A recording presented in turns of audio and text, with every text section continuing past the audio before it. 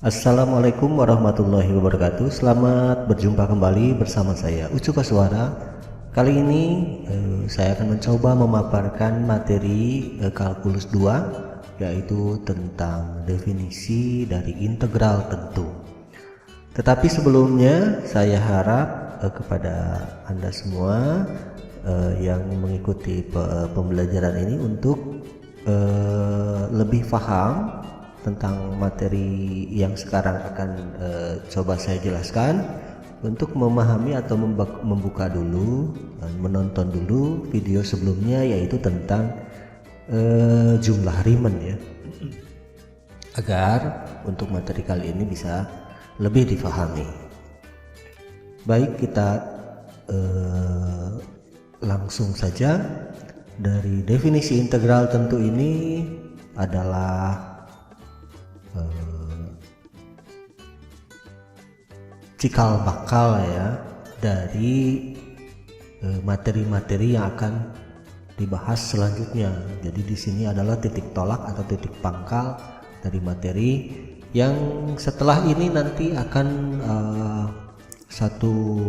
dibuka satu teorema integral tentu, teorema dasar kalkulus yang terkenal itu, sehingga kita nanti tidak akan banyak repot lagi dengan partisi-partisi, tetapi dengan sudah menggunakan teorema dasar kalkulus.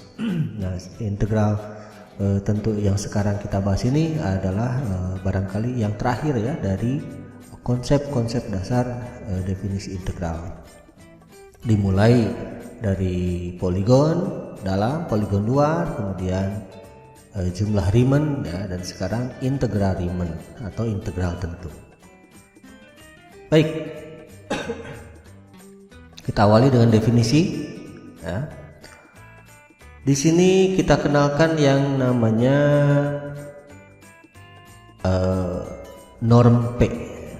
Norm P ini disebut sebagai panjang selang bagian yang terpanjang ya. Atau norm P ini disebut panjang selang bagian terpanjang. Kita ingat kalau kita mempelajari jumlah Riemann atau poligon, partisi itu ada yang panjang ya, delta xi nya itu, ada yang pendek. Nah, itu pada jumlah Riemann kan memungkinkan ada partisi yang panjang, juga ada partisi yang pendek, kecuali pada poligon ya. Kalau poligon kan panjang partisinya sama ya. Nah, kalau di sini di kalkulus definisi ini kita sebut norm P itu menyatakan panjang selang bagian yang terpanjang. Kalau saya ilustrasikan inilah, ini misalnya fungsi ya fx. Nah, dari A sampai B, nah partisinya itu mungkin ada yang panjang, ada yang pendek. Misalkan ini. Nah, saya ibaratkan katakanlah ini delta xi ini norm P ya, karena selang bagian ini adalah selang bagian yang paling panjang. Nah, itu dikatakan norm P nya itu yang paling panjang. Kemudian pada suatu f ya, pada suatu fx yang terdefinisikan pada selang tertutup AB. Oke, sehingga kita sebut seperti ini. Limit dari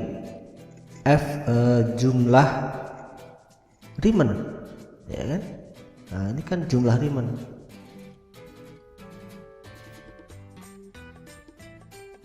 Oke, yang sudah kita bahas sebelumnya. Limit dari jumlah Riemann atau limit dari sigma fxi bar dikali delta xi, i nya dari 0 sampai e, untuk norm P menuju 0. Nah, di sini dikatakan ada yang ini norm P menuju 0. Jadi kalau saya tulis limit dari jumlah Riemann fxi bar kali delta xi, i nya dari 0 sampai n, norm P menuju 0. Oke, kita ilustrasikan lagi seperti ini. Saya hapus ya, katakanlah saya ulangi lagi, saya hapus.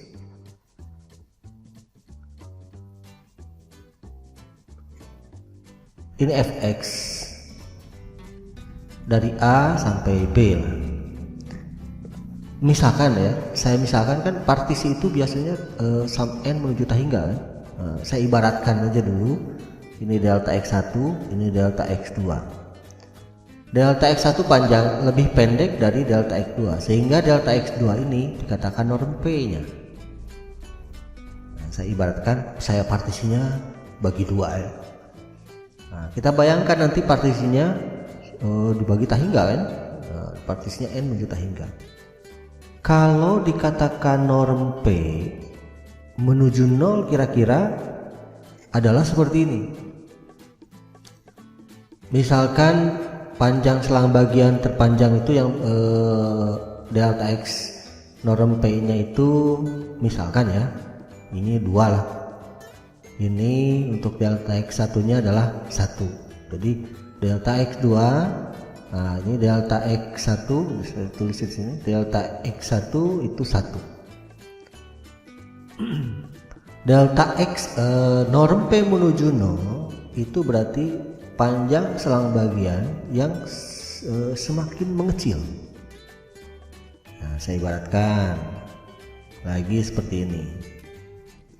Kalau ini katakanlah 2, ini adalah 1, ini 2 ya, ini 1. Kalau saya bagi 2, ini juga terbagi 2, maka norm P itu 1 dan ini adalah delta x satunya setengah kan, seperti itu, mengecil. Saya bagi lagi, saya bagi lagi norm P nya karena ini 1, ini 1, ini setengah, maka ini akan terbagi 2 lagi menjadi setengah. Yang ini delta x1 ini sebenarnya seperempat ya, terus seperempat, terus berdelapan. Jadi dia menuju 0. Kalau norm P nya menuju 0 berarti kan semakin banyak partisinya ya. Nah, oleh karena itu norm P itu selang bagian yang paling panjang kita memilih. Kalau memilih selang bagian terpendek maka ini tidak akan tercover yang terpanjang. Dengan norm P itu disebut menyatakan panjang selang bagian yang terpanjang. Ya. Nah, berarti ilustrasinya adalah jika norm P itu menuju 0 akan membuat banyak partisi. Ya. Jadi kalau norm P itu menuju 0, ini sama saja artinya dengan membuat n menuju hingga. Ya. Nah, membuat n menuju hingga. N itu kan partisi yang kita buat yang menuju hingga, sehingga ini sama saja dengan limit dari jumlah Riemann fxi bar dikali delta xi i menuju dari 0 sampai n, norm P menuju 0 itu sama dengan n menuju hingga. Nah, ini yang sudah kita pelajari. Ini yang sudah kita pelajari sebelumnya ya, tentang jumlah Riemann atau poligon ya, poligon. Nah, ini artinya sama dengan kita membuat sebuah konsep baru atau tanda baru. Ini ditulis sebagai integral fx dx dari A sampai B.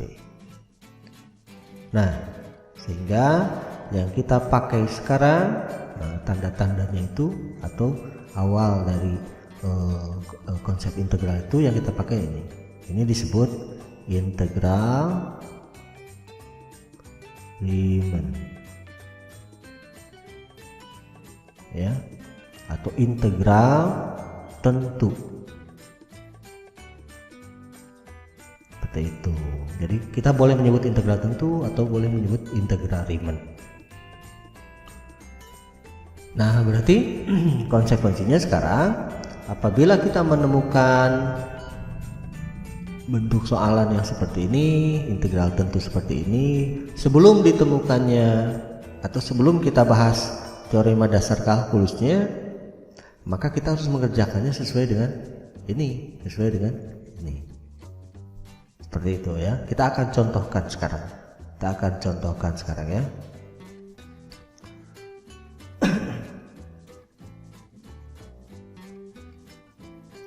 Oke, setelah itu kita sebelum contoh ada sedikit lagi yang perlu kita pahami di sini ya,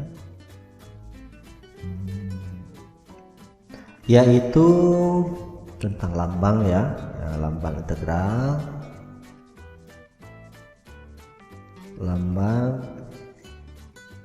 integral, tentu ya. Lambang integral tentu ya seperti ini, kita sesuaikan saja dengan lambang baku ya, yang sudah diketahui. Nah, kita tahu bahwa A itu kurang dari B ya. A ini disebut batas bawah, tulis kasih putih ya. Nah, ini disebut batas bawah, yang ini disebut batas atas. Sekarang jadi lebih sederhana ya. Nah, ini batas bawah, ini batas atas. Batas bawah dan ini adalah fx-nya itu disebut sebagai integran ya.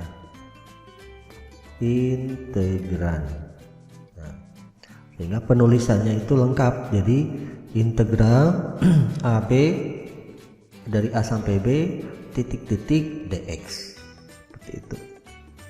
Kalaulah ini tidak menggunakan integran, maka saya tulisnya sebagai seperti ini.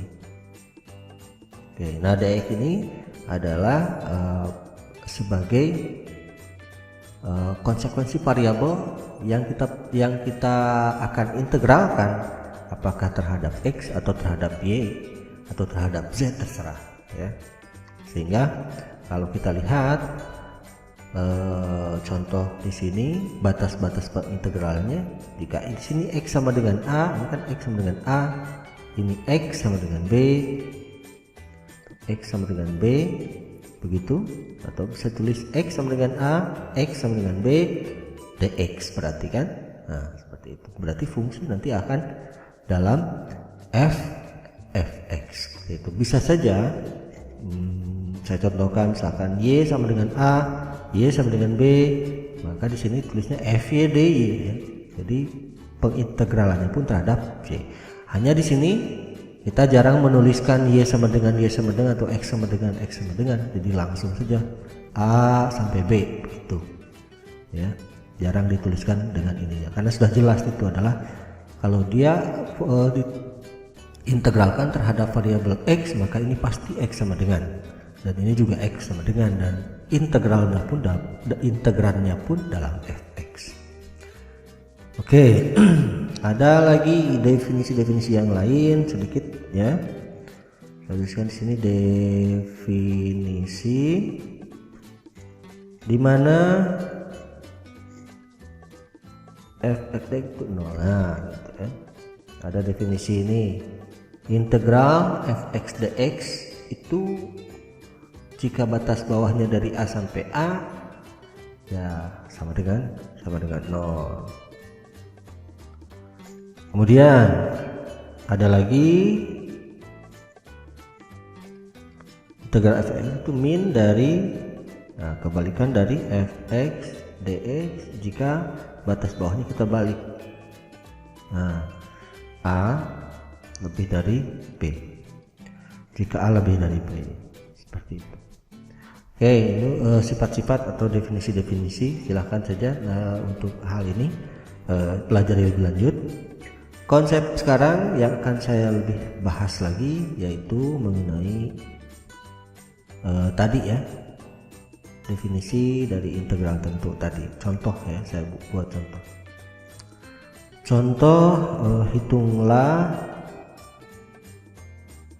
Hitunglah integral x ditambah 3 dx dan batas bawahnya min 2 sampai 3. Nah, kita di sini perlu dicatat ya, catatan saja. Kalaulah kita sudah mengetahui definisi teorema dasar kalkulus, maka biasanya saya memberi catatan di sini, gunakan definisi integral tentu. Nah, kalau kita menggunakan definisi integral tentu kita tidak langsung akan menjawab dengan cara mengintegralkan, tapi harus menggunakan definisi ini. Nah, artinya apa? Nah, tadi sudah kita bahas. Kita akan saya kembali dulu sedikit.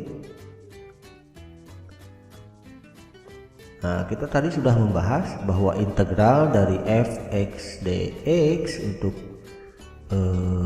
batas bawah a sampai b itu ternyata itu sama dengan limit dari norm p menuju 0 dari jumlah Riemann fx i bar kali delta xi dari 0 sampai 1 sampai n, itu sama dengan limit sigma fx i bar kali delta xi i-nya dari 0 sampai n menuju hingga. Nah, yang kita perlu jelaskan dari definisi ini perubahan ini, sehingga kita akan jika ada persoalan yang berbentuk integral seperti ini dan harus diselesaikan dengan menggunakan definisi, maka kita wajib menggunakan definisi ini secara utuh ya, secara lengkap. Tidak boleh langsung kita kerjakan integralnya, itu maksudnya. Gunakan definisi integral tentu ya, seperti biasa. Berarti kan yang pertama kita harus partisikan selang min 2 sampai 3 menjadi n selang bagian. Itu kan dimana delta x-nya. Nah, partisinya menjadi n selang bagian kita buat sama sajalah, supaya nanti kita merujuknya ke poligon dari jumlah Riemann-nya ke poligon.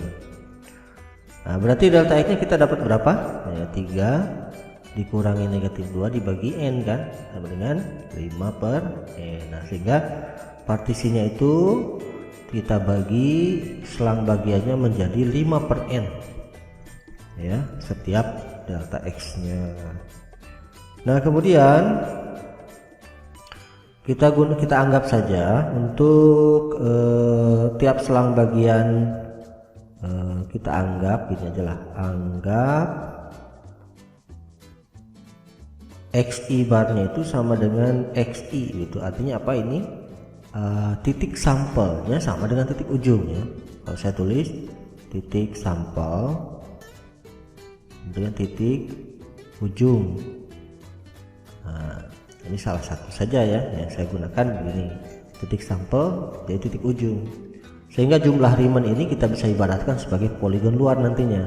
Jadi pemikirannya ke sana untuk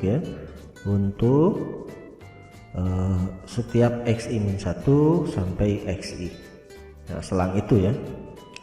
Nah, sehingga kita dapatkan xi itu sama dengan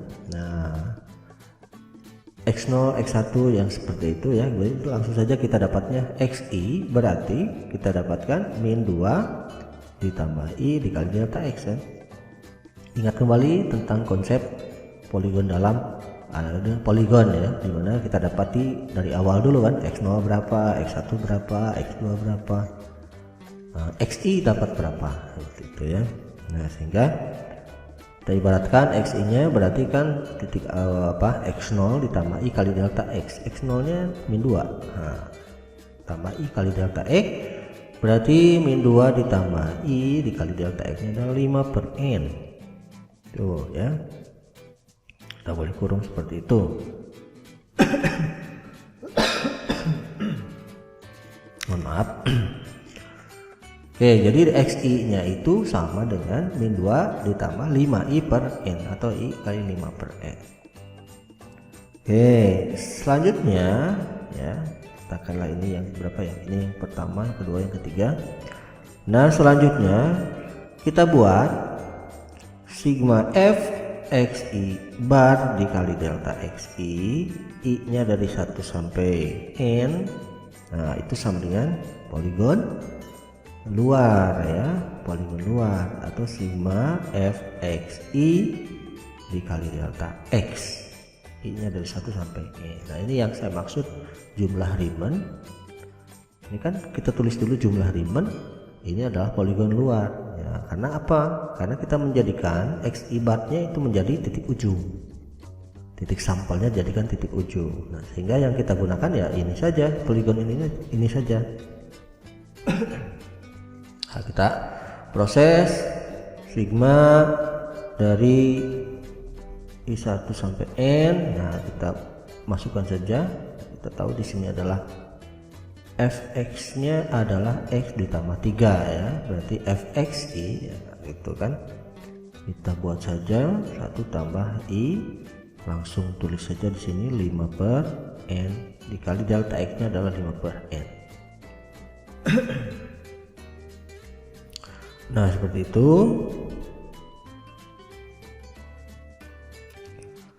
Lalu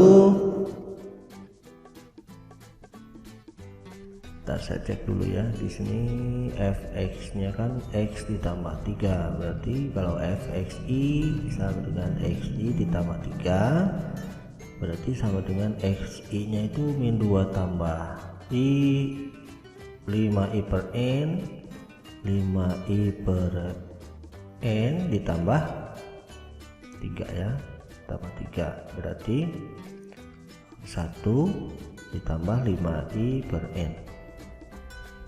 Oke, 1 ditambah 5i per n dikali 5 per n. Oke, saya hapus dulu.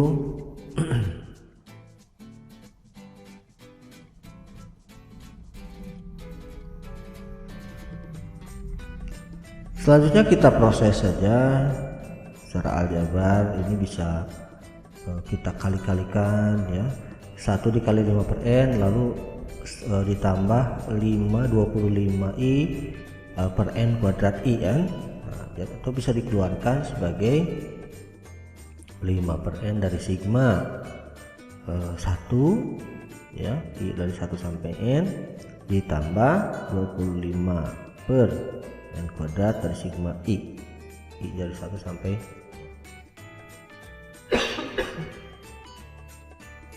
Oke, kita ingat lagi.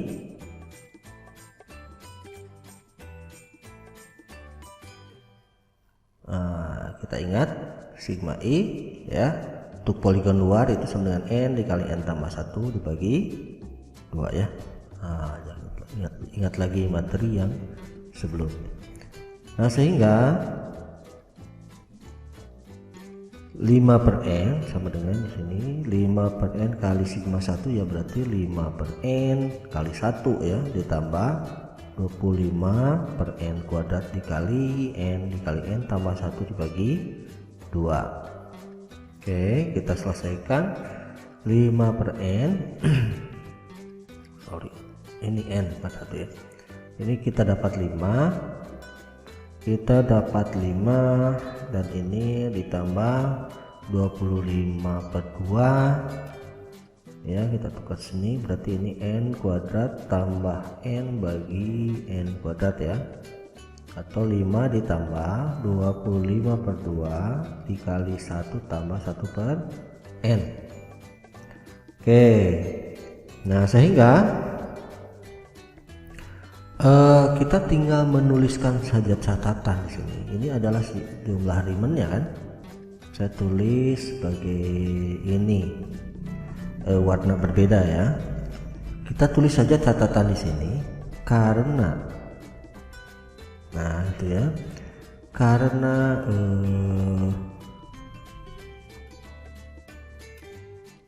gini sajalah, norm P itu kan kita sudah kenal adalah selang bagian terpanjang. Norm P menuju 0 ini setara dengan n menuju tak terhingga, maka kita bisa tulis dia sebagai integral dari x ditambah 3 2 sampai 3 ya. Dx itu bisa sama saja dengan limit norm P menuju 0 dari sigma f x i bar dikali delta x i dari 1 sampai i. Nah seperti itu, dan ini sama dengan limit n menuju tak hingga dari sigma f x i dikali delta x. Kalau kita lihat dari sini, nah fxi dikali delta x nya ya.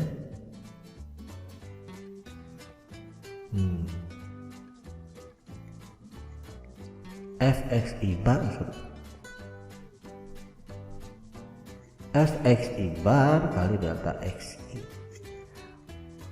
dan kita sudah membuat dengan catatan ini ya, sigma xi bar sama dengan xi, atau bisa ditulis sebagai limit n menuju tak hingga dari sigma fxi dikali delta x, setara semua.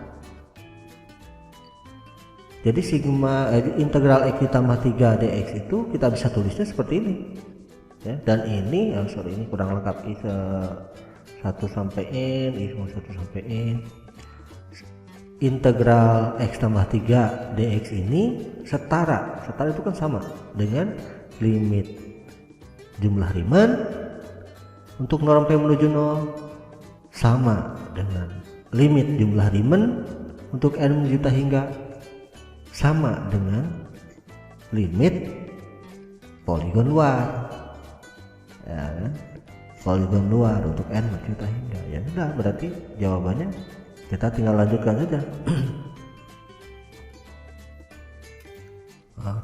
Dilanjutkannya seperti limit n menuju tak hingga ya, karena kita sudah mendapat ini kan, yaitu yang di atas ini 5 tambah 25 per 2 kali 1 tambah 1 per n ya, atau 5 tambah 25 per 2 kali 1 tambah 1 per tak hingga ya kan?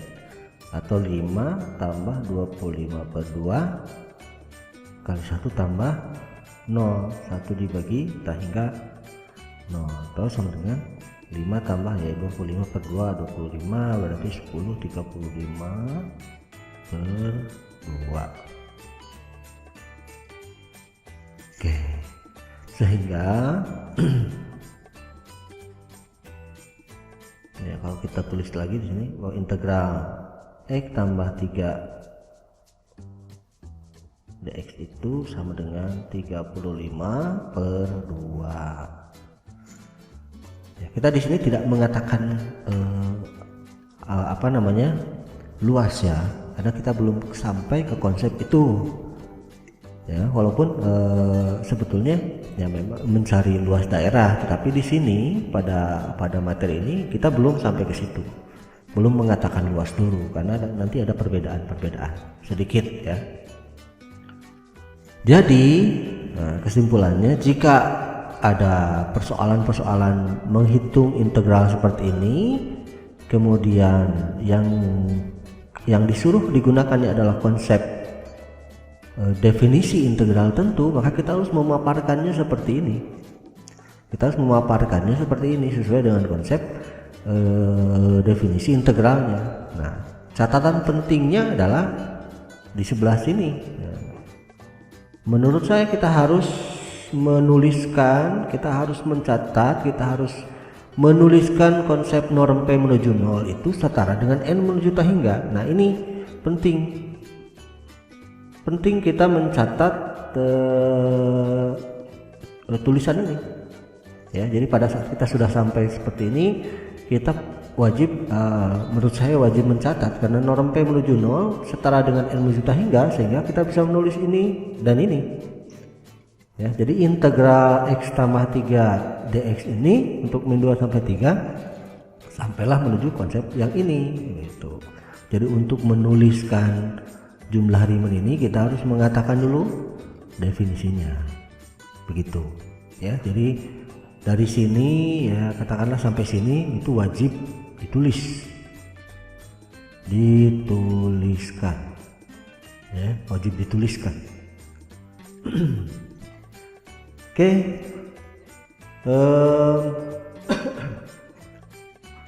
Nah itu konsep dasar dari definisi integral tentu ya, saya kira dipahami ya. Kita jangan dulu menggunakan konsep ini ya, misalkan integral dari x ditambah 3 dx untuk batas bawah min 2 sampai 3 ya. Jadi tidak menggunakan fb kurang fa yang seperti itu, belum. Ini teorema dasarnya. Jadi jangan dulu menggunakan ini walaupun kita sudah paham, karena ini sudah diajarkan di SMA. Nah itu konsep yang ingin saya berikan. Jika ada persoalan seperti ini dan disuruh menggunakan definisi integral tentu, maka kita wajib memprosesnya dengan cara seperti ini, dengan cara definisi integral tentu. Baik, saya kira untuk materi ini cukup sampai di sini ya. Silakan, di sini nanti ada beberapa contoh soal yang lain, misalnya nanti dicoba ya. Hitunglah integral dari 2x kuadrat min 8 1 sampai 3 dx ya. Semuanya dengan menggunakan konsep integral tentu ya, tidak boleh langsung. Kemudian ada beberapa soal lagi. Oh ya, ini min 1 sampai 3. Oke. Yang nomor 2, hitunglah integral 0 sampai 4 2x tambah 3 dx. Oke, nomor 3, hitunglah min 1 sampai 2 x kuadrat min 1 dx. 4, ini sebagai latihan saja di rumah ya, sebagai drill. 0 sampai min 4 x kuadrat dikurang 2x dx. Semua ini menggunakan definisi integral tentu ya. Yang fx dx a sampai b itu sama dengan limit norm p menuju 0 dari jumlah Riemann n menuju hingga dari jumlah Riemann. Nah, kita gunakan ini ya. Silakan, selamat mengerjakan ya, selamat mencoba. Saya kira kita sampai di sini saja dulu. Semoga bermanfaat. Lain waktu kita berjumpa kembali dengan materi yang lain. Oke, tetaplah semangat untuk belajar ya. Wabillahi taufiq wal hidayah. Wassalamualaikum warahmatullahi wabarakatuh.